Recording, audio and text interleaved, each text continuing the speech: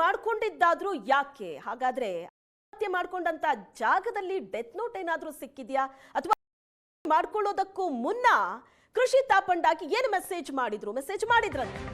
Back to back ಕಾಲ್ ಮಾಡಿದ್ದಾರೆ ಕೃಷಿ ತಾಪಂಡಾಗಿ. ಆದ್ರೆ ಕಾಲ್ ಪಿಕ್ ಮಾಡಿಲ್ಲ ಕೃಷಿ. ಅದಾದ ಮೇಲೆ ಮೆಸೇಜ್ ಮಾಡಿದ್ದಾರೆ ವೈಶಾಖ್, ನನಗೆ ಜೀವನ ಸಾಕಾಗಿದೆ, ಬದುಕೋದಕ್ಕೆ ಇಷ್ಟ ಇಲ್ಲ ನನಗೆ ಅಂತ ಮೆಸೇಜ್ ಮಾಡಿದ್ರು. ನಿನ್ನೆ ಸಂಜೆ ಕೃಷಿ ತಾಪಂಡಾಗೆ ವೈಶಾಖ್ ಉಪಾಧ್ಯಾಯ್ ಮೆಸೇಜ್ ಮಾಡಿದ್ದ, ಜೀವನ ಸಾಕಾಗಿದೆ, ಬದುಕೋದಕ್ಕೆ ಇಷ್ಟ ಇಲ್ಲ ಅಂತ. ಆಗ ಕೃಷಿ ತಾಪಂಡ ಮಾತಾಡಿದ್ದಾರೆ, ವೈಶಾಖ್ಗೆ ಧೈರ್ಯ ಹೇಳಿದ್ದಾರೆ, ಮಾಡ್ಕೋಬೇಡ ಅಂತ ಧೈರ್ಯ ಹೇಳಿದ್ದಾರೆ. ನಾನು ಬರ್ತೀನಿ, ಇಬ್ರು ಕುಕ್ಕೆ ಸುಬ್ರಹ್ಮಣ್ಯಕ್ಕೆ ಹೋಗಿ ಬರೋಣ ಅಂತ ನಟಿ ಕೃಷಿ ತಾಪಂಡ ವೈಶಾಖ್ಗೆ ಹೇಳಿದ್ದಾರೆ. ವೈಶಾಖ್ ನಾ ಆತ್ಮಹತ್ಯೆ ಮಾಡ್ಕೋತೀನಿ, ಬದುಕೋದಕ್ಕೆ ಇಷ್ಟ ಇಲ್ಲ ಅಂತ ಹೇಳಿದಾಗ ಕೃಷಿ ರಿಯಾಕ್ಟ್ ಮಾಡಿದ್ದಾರೆ. ಮಾಡ್ಕೋಬೇಡ, ಧೈರ್ಯವಾಗಿರು, ಇಬ್ರು ಕುಕ್ಕೆ ದೇವಸ್ಥಾನಕ್ಕೆ ಹೋಗಿ ಬರೋಣ, ಬರ್ತೀನಿ ನಾನು ಅಂತ. ದೇವಸ್ಥಾನಕ್ಕೆ ಹೋದ್ರೆ ಮನಸ್ಸು ಹಗರ ಆಗತ್ತೆ ಅಂತ ಕೃಷಿ ತಾಪಂಡ ಸಂತೈಸಿದ್ರಂತೆ.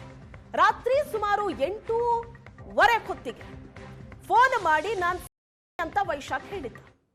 ಫೋನ್ ಮಾಡಿದಾಗ್ಲೂ ಕೂಡ ಕೃಷಿ ತಾಪಂಡ ಹೇಳಿದ್ದಾರೆ, ಹಾಗೆ ಮಾಡಬೇಡ ಅಂತ ಕನ್ವಿನ್ಸ್ ಮಾಡಿದ್ದಾರೆ. ರಾಜರಾಜೇಶ್ವರಿ ಪೊಲೀಸರು ಮತ್ತು ವೈಶಾಖ್ ಪತ್ನಿಗೆ ಮಾಹಿತಿ ಕೊಟ್ಟಿದ್ದಾರೆ ನಟಿ ಕೃಷಿ ತಾಪಂಡ. ಆತ ಮೆಸೇಜ್ ಮಾಡಿದಾಗ, ಕಾಲ್ ಮಾಡಿದಾಗ ಪದೇ ಪದೇ ನಾನು ಅಂತ ಹೇಳಿದ್ದಾರೆ. ಆಕೆ ಕನ್ವಿನ್ಸ್ ಮಾಡೋದಕ್ಕೆ ನೋಡಿದ್ದಾರೆ. ಆದ್ರೆ ಪರಿಸ್ಥಿತಿ ಕೈ ಮೀರಬಹುದು ಅಂತ ಅನ್ಸಿದೆ ಮೇ ಬಿ ಕೃಷಿ ತಾಪಂಡ.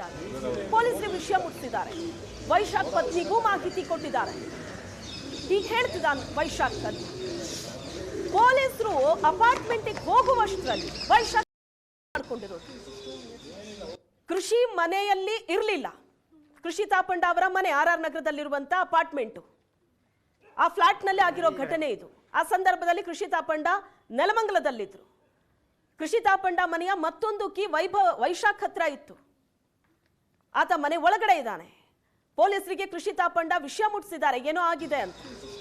ಪೊಲೀಸರು ಕೃಷಿ ತಾಪಂಡ ಮನೆ ಬಾಗಿಲು ಬಡಿತಿದ್ದಾರೆ, ಬಾಗಿಲು ತೆಗಿಲಿಲ್ಲ ವೈಶಾಖ್.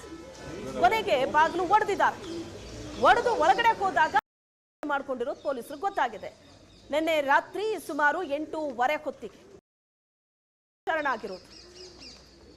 ಅಷ್ಟೊತ್ತಿಗಾಗ್ಲೇ ವೈಶಾಖ್ ಪತ್ನಿಗೂ ಕೃಷಿ ತಾಪಂಡ ವಿಷಯ ಮುಟ್ಟಿಸಿದ್ದಾರೆ, ಪೊಲೀಸರಿಗೂ ವಿಷಯ ಮುಟ್ಟಿಸಿದ್ದಾರೆ.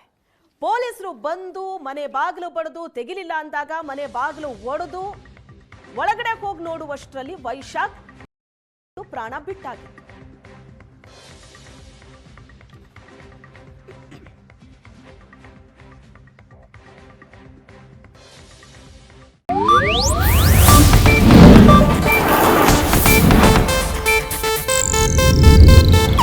ಇದು ಏಷ್ಯಾನೆಟ್ ನ್ಯೂಸ್ ನೆಟ್ವರ್ಕ್ ಪ್ರಸ್ತುತಿ.